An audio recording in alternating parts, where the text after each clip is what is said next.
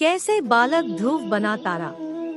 ध्रुव तारे की कहानी आपने अपने बचपन में बड़े बुजुर्गों से जरूर सुनी होगी। आइए उन यादों को ताज़ा करते हैं। हम रोज रात आसमान में जगमगाते असंख्य तारों को देखते हैं। उनमें से उत्तर दिशा में दिखाई देने वाला सबसे चमकदार तारा हम सबका ध्यान आकर्षित करता है। सदा स्थिर नजर आने वाला वह तारा ध्रुव तारा है। ब्रह्मा जी के मानस पुत्र स्वयंभू मनु ने दो पुत्र थे, प्रियवद और उत्तानपाद। राजा उत्तानपाद ने दो विवाह किए। उनकी पहली पत्नी का नाम सुनीति था और दूसरी का नाम सुरुचि। दोनों रानियों से उन्हें पुत्र रत्न की प्राप्ति हुई। सुनीति के पुत्र का नाम ध्रुव रखा गया और सुरुचि के पुत्र का नाम उत्तम। उत्तानपाद दोनों राजकुमारों के प्रति समान प्रेम भाव रखते थे। रानी सुनीति भी अपने पुत्र ध्रुव की तरह उत्तम को भी अपना ही पुत्र मान स्नेह किया करती थी। किंतु सुरुचि के मन में सुनीति और ध्रुव के प्रति ईर्ष्या भाव था। एक दिन उत्तम अपने पिता की गोद में बैठा खेल रहा था। उत्तानपाद उसे प्रेम से सहला रहे थे। जब ध्रुव वहां पहुंचा तो उसका मन भी पिता की गोद में बैठने के लिए मचल उठा। वह भी जाकर अपने पिता की गोद में बैठ गया। उसी समय रानी सुरुचि वहां पहुंच गई। उसने जब ध्रुव को अपने पिता उत्तानपाद की गोद में बैठा देखा तो चिढ़ गई और खींचकर ध्रुव को गोद से उतार दिया। फिर अपने कटु वचन से ध्रुव को आहत करते हुए बोली, अपने पिता की गोद और इस राज्य के सिंहासन पर बैठने का अधिकार केवल मेरे पुत्र उत्तम का है। सुरुचि के कटु वचन सुनकर ध्रुव का बालमन दुखी हो गया। वह दौड़कर अपनी माता सुनीति के पास गया और रोते हुए सारी बात बता दी। सुनीति उसे समझाते हुए बोली, पुत्र दुखी मत हो, ना ही उस मनुष्य के अमंगल की कामना करो जिसने तुम्हें अपमानित किया है। अपने कर्मों का फल मनुष्य को भोगना ही पड़ता है।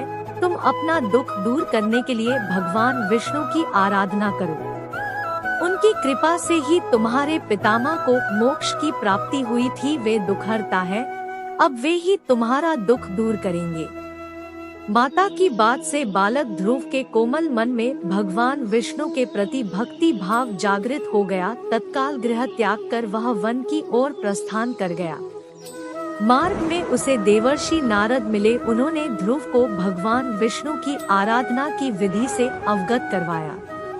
उसके उपरांत ध्रुव ने यमुना में स्नान किया और अन्नजल त्याग कर पैर के अंगूठे के बल खड़ा होकर भगवान विष्णु की आराधना में लीन हो गया। समय व्यतीत होने के साथ उसके तप के तेज में वृद्धि होने लगी, जो तीनों लोक में पहुंच गई। उसके अंगूठे के भार से पृथ्वी दबने लगी। उसका कठोर तप देख भगवान विष्णु को उसके समक्ष प्रकट होना ही पड़ा। ध्रुव को दर्शन देकर भगवान विष्णु ने पूछा, वत्स तुम्हारी आराधना से मैं अत्यंत प्रसन्न हूँ, बोलो क्या वरदान चाहते हो।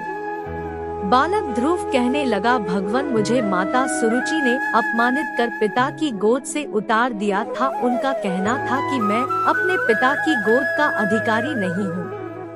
माता सुरुचि की इस बात ने मेरे अंतर्मन को आहत कर दिया था और मैं भागा भागा माता सुनीति के पास अपनी व्यथा सुनाने गया तो उन्होंने मुझे आपकी शरण में आने का परामर्श दिया। मैंने आपकी आराधना आपकी स्नेह प्राप्ति के लिए की है। प्रभुवर आप जगत के तारणहार हैं।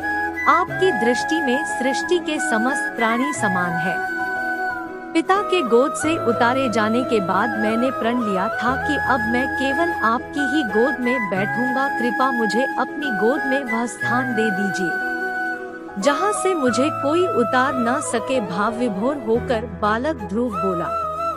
ध्रुव की अभिलाषा जानकर भगवान विष्णु बोले, वत्स तुम्हारा निस्वार्थ भक्ति भाव देख मैं तुम्हें अपनी गोद में स्थान देता हूँ। यह ब्रह्मांड मेरा अंश है और आकाश मेरी गोद और तुम मेरी गोद। आकाश में ध्रुव तारे के रूप में स्थापित होगे। तुम्हारे प्रकाश से पूरा ब्रह्मांड जगमगाएगा। तुम्हारा स्थान सप्तऋषियों से भी ऊपर होगा। वे तुम्हारी परिक्रमा करेंगे जब तक ब्रह्मांड है। तुम्हारा स्थान निश्चित है। तुम्हारे स्थान से तुम्हें कोई डिगा नहीं पाएगा, किंतु वर्तमान में तुम्हें अपना राज्य संभालना है। इसलिए तुम घर लौट जाओ, 36,000 वर्ष तक पृथ्वी पर राज कर तुम मेरी गोद में आओगे। इतना कहकर भगवान विष्णु अंतर्ध्यान हो गए। ध्रुव वापस घर लौट गया। कुछ वर्ष उपरांत राजा उत्तानपाद अपना राजपाट ध्रुव को सौंप कर वन चले गए। भगवान विष्णु के वरदान अनुसार पृथ्वी पर 36,000 वर्ष तक धर्मपूर्वक राज करने के उपरांत ध्रुव आकाश में ध्रुव तारा बनकर सदा के लिए अमर हो गया।